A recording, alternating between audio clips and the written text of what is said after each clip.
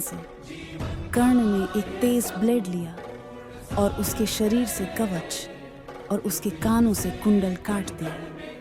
अपार शारीरिक महाभारत के सबसे दुखद नायकों में से एक कर्ण का जन्म असाधारण उपहारों के साथ हुआ था। कुंती की शादी से पहले उनका जन्म सूर्य भगवान से एक वरदान के रूप में हुआ था। जब कर्ण का जन्म हुआ था, उन्हें अपने पिता से 2 दिव्य सुरक्षात्मक उपहार मिले थे, कवच और कुंडल। इन दिव्य वस्तुओं ने कर्ण को युद्ध में अजेय बना दिया, क्योंकि वे उन्हें सभी हथियारों और नुकसान से बचाते थे। जैसे जैसे कुरुक्षेत्र युद्ध नजदीक आया, कर्ण दुर्योधन के प्रति अपनी वफादारी के कारण कौरवों के पक्ष में शामिल हो गए, जिन्होंने उनके कथित निम्न जन्म के कारण बहिष्कृत होने पर उनका समर्थन किया था। हालांकि देवताओं को पता था कि युद्ध के मैदान में कर्ण की उपस्थिति अर्जुन, तीसरे पांडव और अंततः युद्ध में पांडवों की सफलता के लिए एक गंभीर खतरा पैदा कर सकती है। अर्जुन के पिता इंद्र, देवताओं के राजा, विशेष रूप से चिंतित थे, क्योंकि कर्ण की अजेयता उन्हें अपने बेटे पर भारी लाभ देगी। इंद्र ने युद्ध से पहले कर्ण को कमजोर करने की योजना बनाई, यह जानते हुए कि कर्ण अपनी उदारता और दान देने के लिए अटूट प्रतिबद्धता के लिए जाने जाते थे। इंद्र ने कर्ण के निस्वार्थ स्वभाव का लाभ उठाने का फैसला किया। उन्होंने खुद को एक गरीब ब्राह्मण के रूप में प्रच्छन्न किया और प्रार्थना करने और दान देने के दौरान कर्ण के पास गए। एक ऐसा समय जब कर्ण को बिना किसी हिचकिचाहट के उनसे जो कुछ भी पूछा जाता था, उसे देने के लिए जाना जाता था।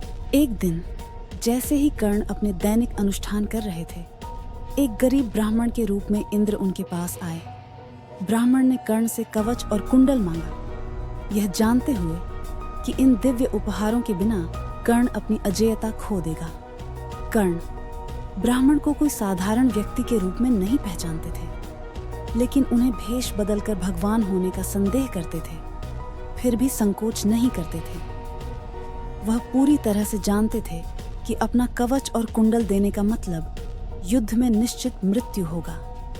हालांकि कर्ण का दान का सिद्धांत उनमें इतना गहरा निहित था कि उन्होंने ब्राह्मण के अनुरोध का सम्मान करना चुना, चाहे परिणाम कुछ भी हो। शांत मन से कर्ण ने एक तेज ब्लेड लिया और उसके शरीर से कवच और उसके कानों से कुंडल काट दिया।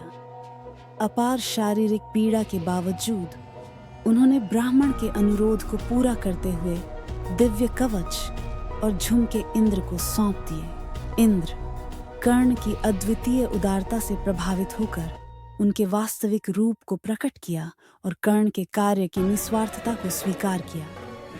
उन्होंने स्वीकार किया कि वे अपने पुत्र अर्जुन की रक्षा के लिए कर्ण को कमजोर करने आए थे। हालांकि कर्ण के महान बलिदान को मान्यता देते हुए इंद्र ने उन्हें एक वरदान देने का फैसला किया।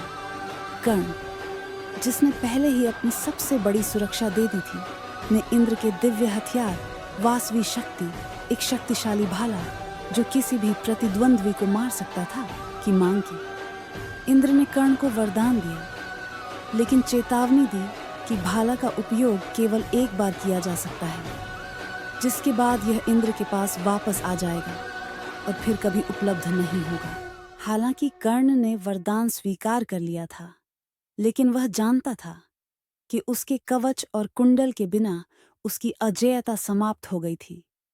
फिर भी लड़ने का उनका संकल्प अडिग रहा और वह दुर्योधन का समर्थन करने और युद्ध में अपनी भूमिका को पूरा करने के लिए दृढ़ थे। चाहे कुछ भी हो, इंद्र द्वारा कर्ण के कवच और कुंडल को प्राप्त करने के बाद दिव्य कवच और झुमके इतने शक्तिशाली साबित हुए कि देवताओं के राजा के लिए भी उन्हें संभालना संभव नहीं था।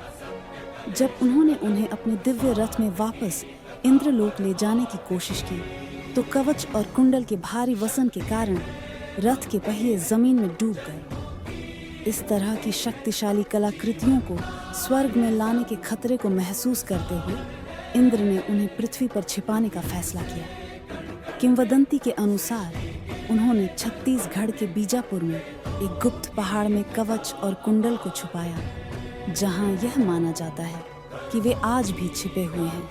उनकी अपार शक्ति अभी भी सुप्त है।